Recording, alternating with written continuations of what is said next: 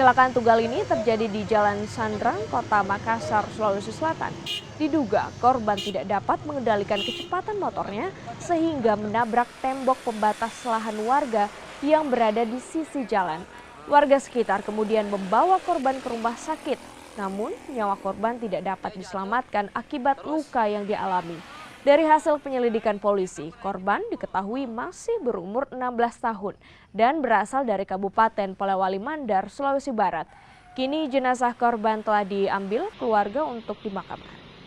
Kondisi korban, kalau kondisi korban pengendara sepeda motor, karena ini out control, berarti sendiri, kepala samping kanan memar. Samping kiri memar, terus keluar darah dari hidung dan mulut.